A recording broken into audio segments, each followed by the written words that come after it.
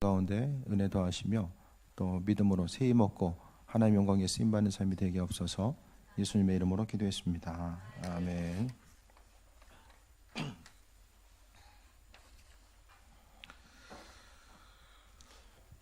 교회 역사를 통해 보게 되면 초창기 교회가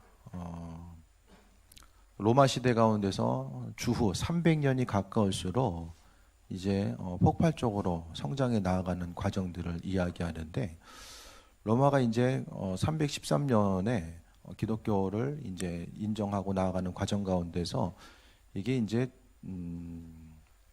왕 한 사람이 회심해서, 황제가 회심해서 그렇게 됐다라고 보기도 하지만, 그때 과정들 자체가 기독교 인구가 폭발적으로 성장해 나아감에 있어서 로마에서 기독교를 인정하지 않으면 안 되는 상황들이 이제 펼쳐지게 됩니다.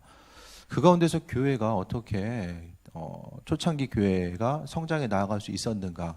초기에는 그러니까 예수님께서 부활하시고 나서 한 100년까지 성장률 자체가 세계적으로 봤을 때에 보게 되면 한 10,000명이 넘지 않았을 것으로 이제 파악하고 있습니다.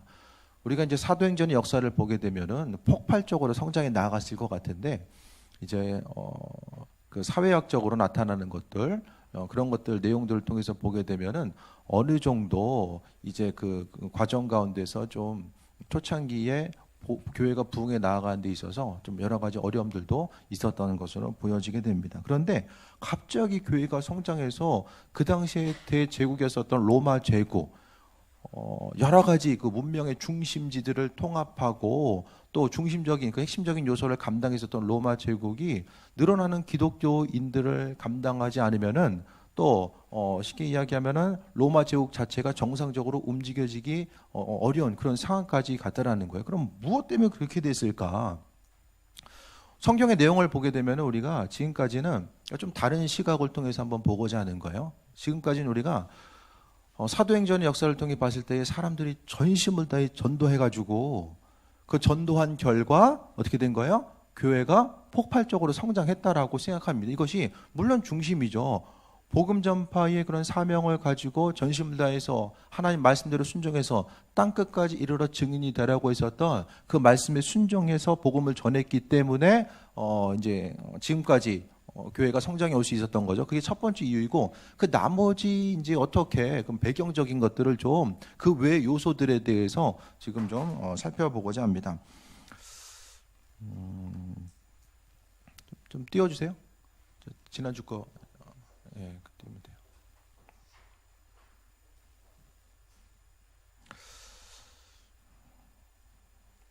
교회가 성장해 나아가는 것은 그냥 성장하지 않습니다. 누군가의 수고와 노력, 누군가의 희생에 의해서 교회가 이제 부흥해 나가는 과정들을 보게 되는데, 로마 제국의 첫 번째 원인을 보면 한 2가지 정도 볼 텐데, 전염병이 돌게 돼요. 사회학적으로 연구를 하다 보니까 전염병이 이제 로마 제국을 강타하게 됩니다. 165년에 천연두로 의심되게 되는 질병이 생겨나게 돼요. 그래서 15년 동안 어떻게 되냐면은 25%에서 30%의 사람들이 죽게 됩니다. 180년 주후 180년에 로마 황제도 이 역병으로 사망하게 돼요. 그 황제가 죽을 정도면은 다른 일반 사람들은 얼마나 그 질병으로 인해서 고난을 경험했을까 생각해 보게 됩니다. 그 다음에 이제 질병 자체가 역사 기록을 통해 보면 251년에 동일한 파괴력을 가진 역병. 우리 학생 역병이 뭔지 알죠? 인플루엔자, 전염병. 그걸 예전 말로 역병이라고 합니다. 아셨죠? 이거 좀 들으라고 얘기하는 거예요. 역병이 이제 생긴 거예요. 251년에 홍역으로 의심되는 질병이 생겨서 거의 동일한 인구가 이제 사망하게 됩니다. 그런데 사회학적으로 이제 연구를 해보니까 기독교인이 역병에 걸렸을 때 사망률이 10%가 나왔어요. 10명 걸리면 1명만 죽은 거예요. 근데 이교도들을 보면은 30%가 죽게 됩니다. 왜냐면은 그 당시에 보면은 그리스의 역사가였었던 디오니시우스가 이제 그 이유에 대해서 기독교인들을 치하하는 장문의 이제 그 편지를 글을 이제 남기게 돼요. 그거를 좀 잠깐 읽어드릴게요. 우리 기독교인 형제들은 대부분 무한한 사랑과 충성심을 보여주었으며 한시도 몸을 사리지 않고 상대방을 배려하는 데 온 힘을 쏟았습니다. 그들은 위험을 무릅쓰고 아픈 자를 도맡아 그리스도 안에서 모든 필요를 공급하고 섬겼습니다. 그리고 병자들과 함께 평안과 기쁨 속에 생을 마감했습니다. 그들은 환자로부터 병이 옮자 그 아픔을 자신에게로 끌어와 기꺼이 고통을 감내했습니다. 많은 이들이 다른 이들을 간호하고 치유하다가 사망을 자신에게로 옮겨와 대신 죽음을 맞았습니다. 그 중에는 크게 칭찬받는 장로와 집사와 평신도들이 있었고 큰 경건과 강건한 믿음의 결실인 이런 죽음은 어느 모로 보나 순교와 다를 바 없습니다. 이교도는 정반대로 행동했습니다.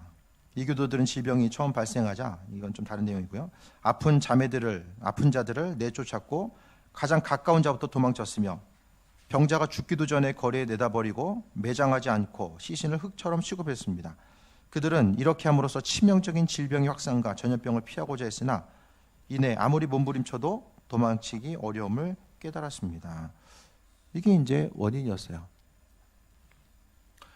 믿는 이들에게 있어서 중요한 것은 서로의 교회 공동체로서의 끈끈한 결속력이 있었다라는 것을 말씀하고 있어요. 그렇기 때문에 질병이 걸렸을 때에 이들이 이와 같이 행동할 수 있었던 것은 오늘 성경에 나와 있는 말씀이 있잖아요. 오늘 성경의 말씀을 통해서 보게 되면은 우리 한 사람 한 사람이 이웃에게 행한 것 자체는 바로 하나님께 행한 거예요. 그러니까 이 당시에 사람들은 무슨 생각을 가지고 있었냐면은 하나님을 사랑하는 사람은 하나님께서 우리를 먼저 사랑해 주셨기 때문에 우리가 이웃 한 사람 한 사람을 사랑하지 않으면은 하나님을 사랑할 수 없다라고 그들은 생각했습니다. 하나님께서 인류를 사랑하시기 때문에 기독교인의 사랑은 하나님을 기쁘시게 해드리는 아주 중요한 실천의 부분에 있다는 것에 대해서 이야기하고 있어요. 그런데 그 당시의 개념 가운데서 보게 되면은 다른 이방신들은 제사만 요구하고 그 외의 인간사들은 다 사람의 손에 맡겨두었다라고 생각을 했습니다. 그 당시의 신들은 신전에서 제사 받는 것은 중요한데 그 외에 사람들이 일 가운데 개입하고 그 안에서 나타난 일들은 별로 관심이 없다라고 생각했던 거예요. 그래서 설교를 했을 때에 이교 사제는 구제하지 않으면은 구원을 받을 수 없다라고 설교할 수 있는 그런 설교를 못했다라는 거죠. 그러니까 사람이 선행과 구제가 그들의 신들을 기쁘시게 해드릴 수 있는 이 개념 자체가 없었던 거예요. 신들은 신들이고 사람은 사람이에요. 믿는 이들이 이와 같이 행동할 수 있었던 거. 그러니까 그 당시에 보게 되면은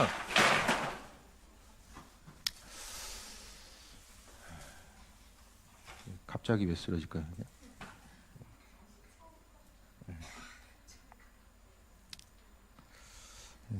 다시 한번 보겠습니다. 버릴 때가 됐나 봐요. 버릴까 말까 생각했었는데 10년 넘게 교회 지켰으면 이제 가실 때도 됐어요. 이제 끝나고 좀 치워주세요. 네.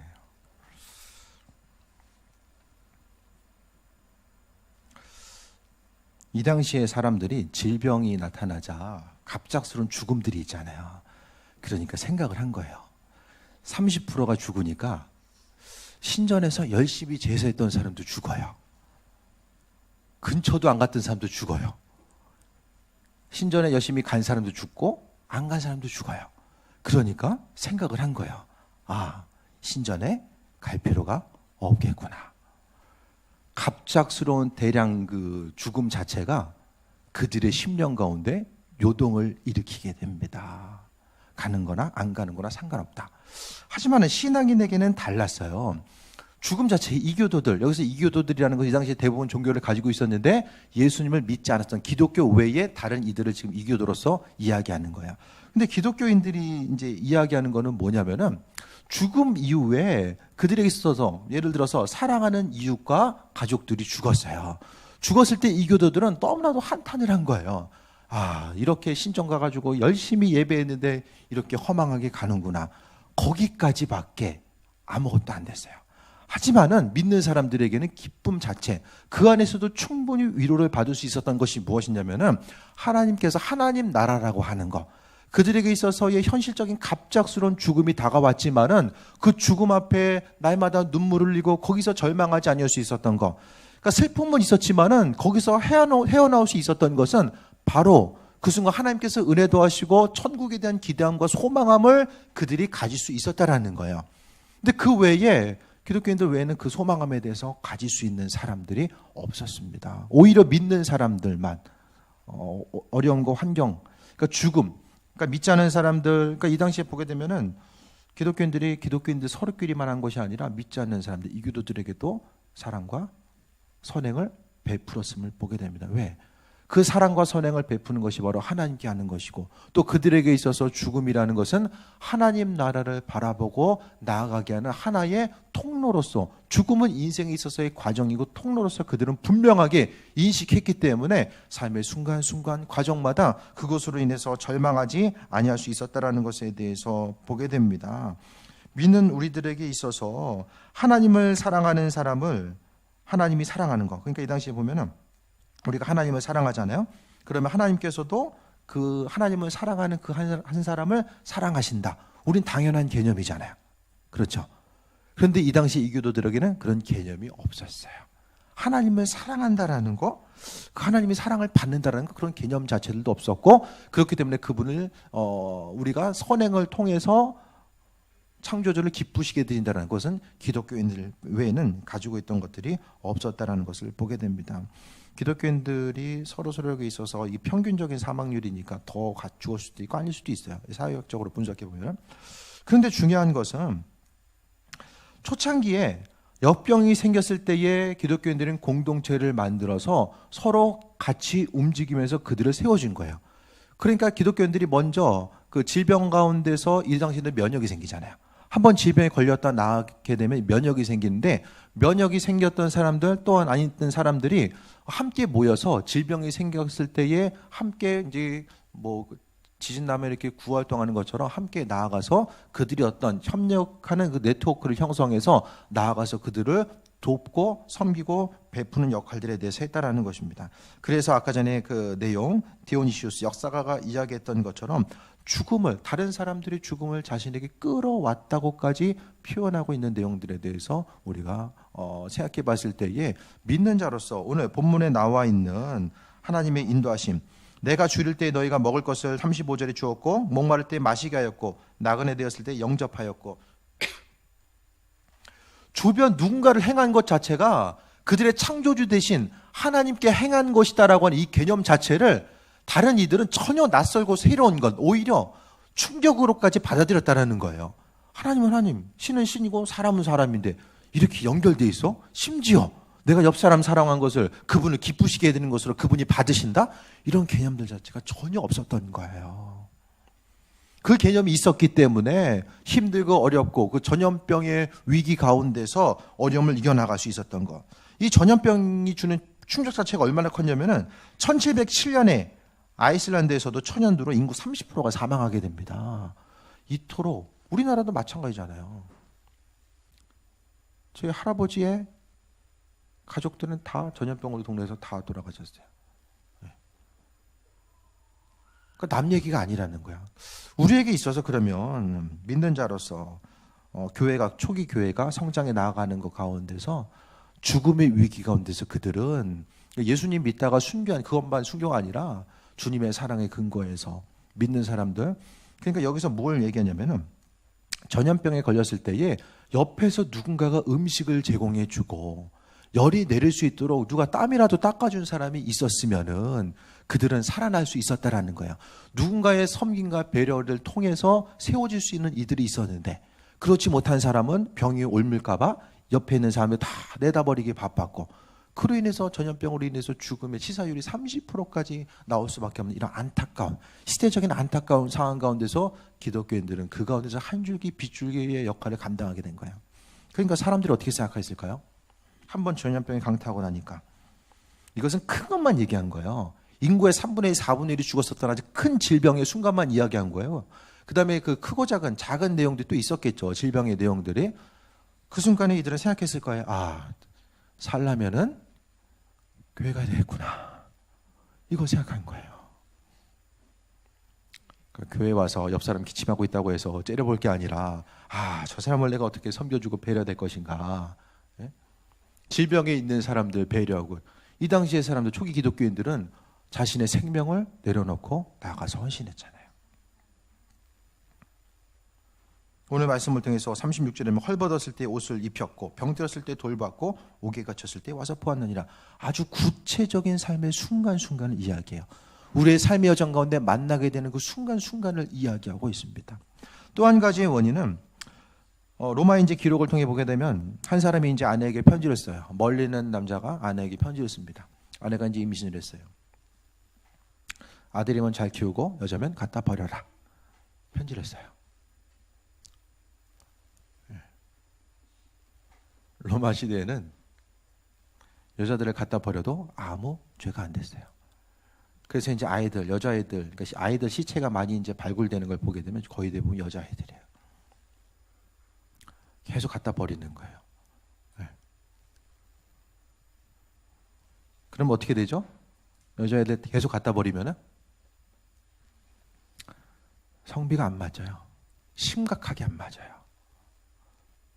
도시가 성장해야 되는데 성비가 안 맞아. 전염병으로 한 번에 이렇게 죽어나가. 그럼 도시가 성장할 수가 없어요. 근데 교회 가운데서는 어떤 현상들이 나타나게 되냐면은 아이들 교회에서 사도들이 설교할 때 여자애들 나면 갖다 버려라 설교했을까요? 그렇게 설교하지 않았어요. 사랑으로 감싸주고 동성애에 대해서 반대하고 사람으로서 마땅히 행해야 될 것들에 대해서 그것이 무엇인지에 대해서 구별해서 이야기하게 됩니다.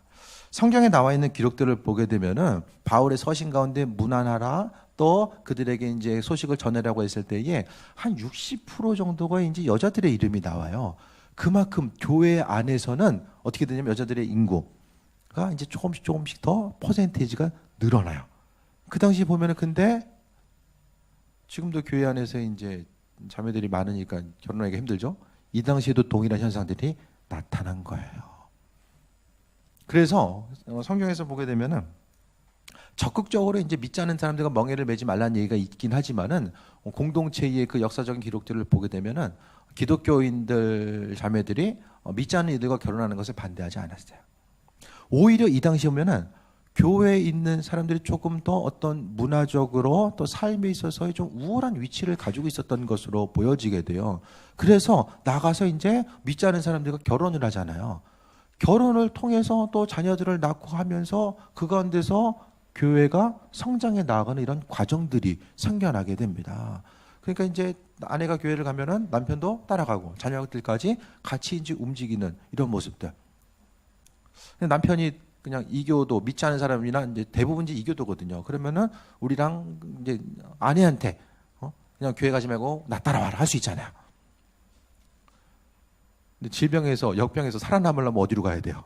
현실적인 문제. 교회가 되잖아요. 그러니까 교회가 성장해 나가는 거예요. 그러니까 교회 가운데서 아주 중요한 것은 구제하는 거. 그러니까 예배뿐만 아니라 구제가 교회에 있어서 아주 중요한 요소로 자리 잡게 됩니다. 그래서 뭐 헬라파 유대인들 뿐만 아니라 교회에서의 이제 구제의 문제를 사도행전을 통해서 아주 중요하게 여겼다는 것들도 우리가 또 하나 볼 수 있게 됩니다. 결국 초대교회 교회가 성장해 나아갈 수 있었던 것은 여기서 이 사망률에 있어서도 이야기하는 것처럼 한국 교회도 마찬가지예요.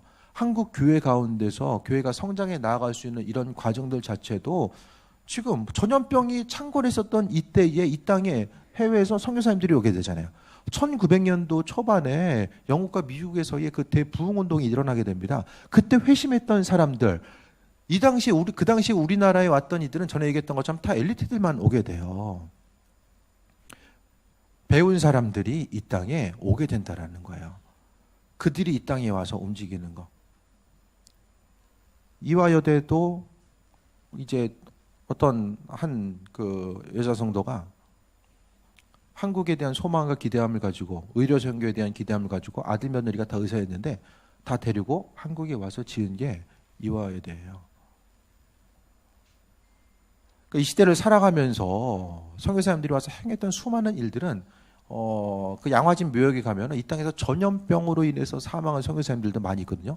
한국 근대화의 과정 가운데서 그들의 순교의 피와 힘들고 힘써서 노력하는 그 부분, 그러니까 이 땅에 와서 선교사역을 마치고 돌아갔던 이들이 생각보다 많지 않아요.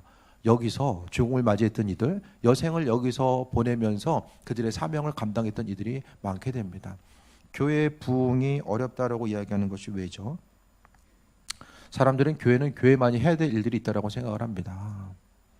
또 교인으로서 하나님께서 명령하신 바가 있고 우리가 섬기고 나누고 구제하는 것은 하나님의 말씀이고 명령이기 때문에 우리가 행하는 거죠.